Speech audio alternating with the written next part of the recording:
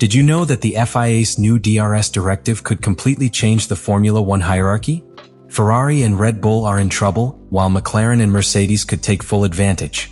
Will Shanghai be the turning point in the 2025 season? Today we analyze what to expect from the Chinese GP, the impact of the new regulations, and which teams have the advantage. Who do you think will win in Shanghai? The Chinese Grand Prix returns for the second consecutive year after its absence from the calendar between 2020 and 2023. The Shanghai International Circuit is a technical layout that combines long straights with low and medium speed corners, forcing teams to find a balance between aerodynamic efficiency and mechanical stability. One of the most demanding parts of the circuit is the longest straight on the calendar, which is over 1.2 kilometers long. Here, the DRS system plays a fundamental role, allowing key overtaking moves before the final hairpin. However, with the new regulations limiting the flexibility of the DRS, some teams could be affected, especially those that have optimized their design around it. The layout is also distinguished by its first technical sector, where the spiraling turn 1 forces drivers to gradually reduce speed while facing a compression. Constant aerodynamics. This area has been key to race strategies, as a mistake here can mean a poor exit into the next sequence of corners, losing valuable time. Tire wear is another determining factor in Shanghai. The asphalt has a medium-high level of abrasion, meaning teams must manage compound wear, especially in long radius corners like turn 13. Under race conditions, this could translate into 1 or 2 stop strategies, depending on the thermal behavior of each car. For the race weekend, weather forecasts indicate temperatures between 21 degrees Celsius and 27 degrees Celsius, with a warmer qualifying session that could favor teams with good thermal management on soft compounds. However, the lower temperature expected on Sunday could change tire behavior, affecting stint strategy for the race. Shanghai is also known for its changing wind direction throughout the day, which can impact the stability of the cars in high-speed sections. Teams with more sensitive aerodynamic setups could experience variations in car balance depending on the wind direction, affecting their performance at key moments such as braking on the main straight. This circuit is not only a challenge for engineers and strategists, but also for the drivers who must maintain a consistent pace without compromising tire degradation.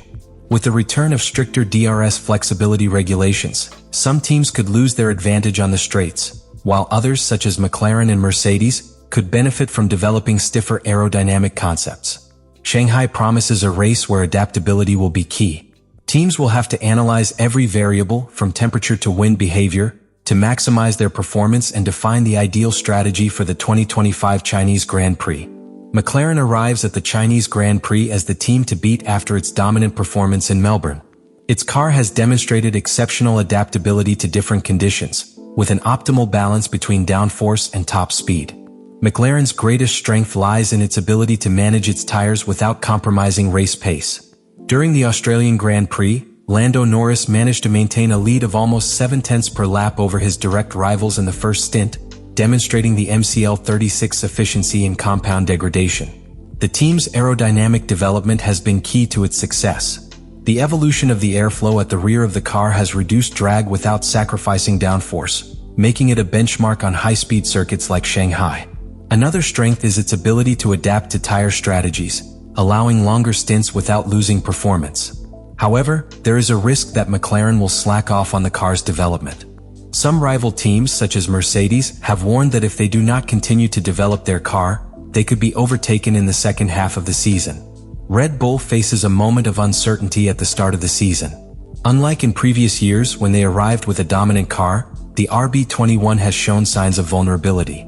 During preseason testing in Bahrain, reliability issues and a lack of downforce have arisen, compromising the car's performance in the opening races. Max Verstappen has acknowledged that the team is working on solutions, but the tone of his statements reflects a sense of caution uncharacteristic of Red Bull. Despite these issues, Red Bull has demonstrated in the past its ability to quickly recover from difficult moments. In 2022, after a difficult start with mechanical issues, they managed to turn things around and dominate the season. The team is confident that its data analysis will allow them to find solutions in Shanghai. However, the FIA's new technical directive on DRS could negatively impact them, as their cars have been designed to take full advantage of the system's flexibility. Furthermore, the fact that the team relies so heavily on Verstappen for results adds additional pressure at a time when they have yet to stabilize the RB21's performance. Ferrari arrives in Shanghai with the urgency to prove that its poor performance in Melbourne was just a one-off issue. After finishing 5th at the Australian Grand Prix, the team has been working on aerodynamic adjustments to reduce the top speed deficit that plagued them at the season's opening circuit. During the season opening race, it was evident that the SF100 struggled on long straights, losing up to 0.8 per lap compared to its direct rivals. Ferrari's main issue lies in its tire thermal management. During the long runs in Melbourne, both Charles Leclerc and Carlos Sainz reported inconsistent performance with the compounds, which compromised their ability to fight for front positions. Shanghai presents a similar challenge, as its wearing asphalt and long radius corners will test the SF25 stability. The team has made adjustments to the rear downforce to try to improve the car's balance in key sectors. Despite these difficulties, Ferrari has a significant capacity for development throughout the season. Historically, they have been able to introduce improvements that allow them to make up ground on their rivals. However, internal pressure is high, as another poor result in Shanghai could raise doubts about the team's true potential to fight for the championship. Mercedes is in the process of rebuilding after several years of ups and downs. The W16 is a single-seater that incorporates aerodynamic concepts that could not be implemented in 2024 due to time and development constraints. George Russell has been the main driving force behind these improvements, highlighting that changes to chassis geometry and rear airflow optimization could translate into more stable performance on high-speed circuits. The team has adopted a development strategy based on structured upgrade packages, meaning they could introduce significant improvements at each stage of the season. However, the lack of immediate results could create uncertainty. One of Mercedes' challenges is finding a balance between the development of its current car and planning for the new 2026 regulations. Another key point is the dynamic between its drivers. While George Russell has proven to be the team's leader in terms of performance, Kimi Antonelli has struggled to match his level in recent races. Although his first kilometers have only just begun, the question remains whether he can adapt to the new W16 concept and become competitive again in the fight for victories. Shanghai will be a crucial test to determine the true hierarchy among the teams at the start of this season. McLaren arrives with the advantage of a well-balanced car, Red Bull is looking for answers to its technical problems, Ferrari needs to redeem itself after a poor start, and Mercedes is trying to find its way back to the top. The Chinese Grand Prix could mark a turning point in the season and provide clues as to who the true title contenders will be in 2025. The FIA's new technical directive on the DRS system represents one of the most significant changes in the 2025 season and will come into effect at the Chinese Grand Prix. This modification seeks to limit the flexibility of the rear wings by reducing the permitted separation margin between the main plane and the movable flap from 2 mm to 0.5 mm when forces of 750 N are applied. The objective of this regulation is to prevent teams from designing systems that exploit component deformation to gain additional aerodynamic advantage. In recent years, several teams, notably Red Bull and Ferrari, have developed solutions that maximize the impact of DRS by allowing the rear wing to open more widely under certain downforce conditions. This resulted in a more pronounced reduction in drag, giving them a significant advantage on long straights like the one in Shanghai. With the new regulations, these strategies will be limited, and some teams could experience a significant loss of top speed compared to their previous race. Red Bull is undoubtedly the team that could be most affected by this change. Over the past few seasons, its aerodynamics department has pioneered the integration of systems that optimize DRS, allowing them to improve their qualifying performance and facilitate overtaking in the race. Now, with a more severe restriction on wing flexibility, the RB21 will have to rely more on its overall aerodynamic efficiency rather than taking additional advantage of DRS. This could translate into reduced effectiveness on circuits with long straights and fewer overtaking opportunities compared to previous seasons. Ferrari has also used similar concepts to improve its car's straight-line efficiency. While its main issue in 2025 has been a lack of top speed, any additional losses resulting from this regulation could further complicate its performance in Shanghai. The team has been working on a rear downforce adjustment that seeks to compensate for these limitations, but it remains to be seen whether it will be enough to remain competitive against McLaren and Mercedes. On the other hand, teams like McLaren and Mercedes could benefit from these new regulations. Unlike Red Bull and Ferrari, their cars have been designed with stiffer aerodynamic configurations that rely less on the flexibility of DRS for straight-line speed. This means they will be less impacted by the new regulations and could close the gap on their main rivals. In McLaren's case, its MCL36 has already demonstrated an excellent combination of straight-line speed and corner downforce, putting them in a favorable position in Shanghai. The regulations will also impact team strategy in qualifying and the race.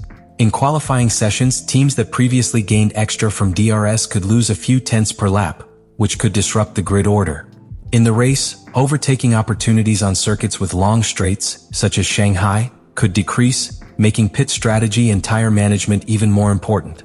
Another aspect to consider is how teams will react to this change in terms of development throughout the season. Red Bull and Ferrari are likely to work on new aerodynamic solutions to compensate for the loss in performance resulting from this regulation. This could include adjustments to the rear wing design, modifications to the rear suspension to improve stability on the straights, and a greater focus on the car's floor efficiency to generate more downforce without relying as heavily on DRS. In Shanghai, the first Grand Prix where this regulation will be implemented, the real effects of this limitation will be seen. If McLaren and Mercedes manage to benefit from this situation and reduce the gap with Red Bull and Ferrari, it could change the dynamics of the championship in the upcoming races. If, on the other hand, the affected teams find quick solutions to minimize the impact, they could maintain their advantage and avoid a drastic change in overall performance.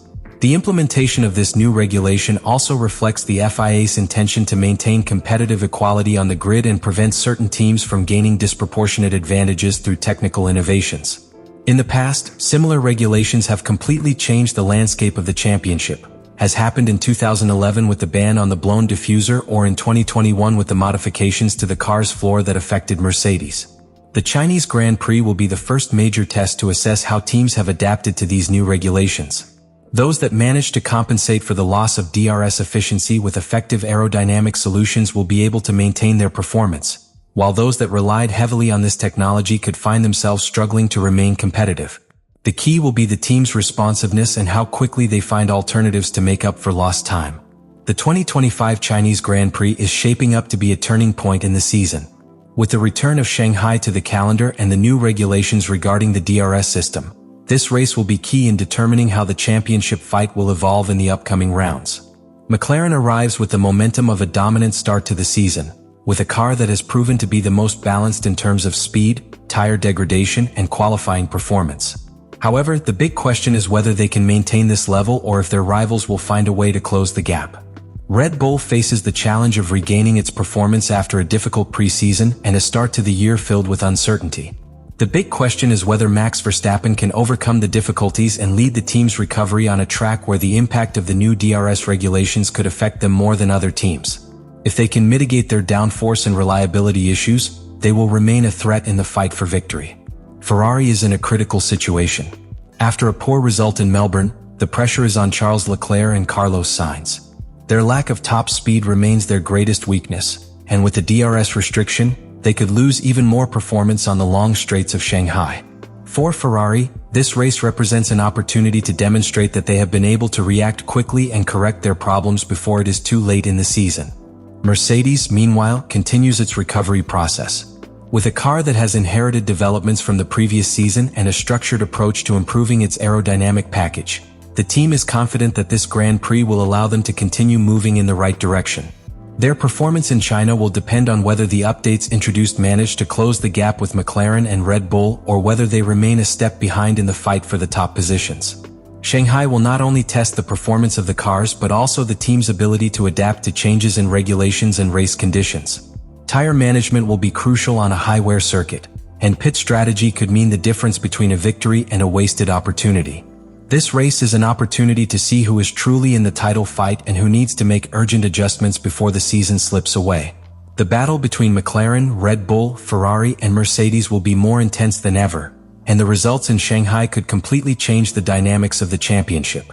Leave your prediction in the comments. Who do you think will take the win at the Chinese Grand Prix? Can McLaren maintain their dominance, or will Red Bull and Ferrari find the pace to catch up?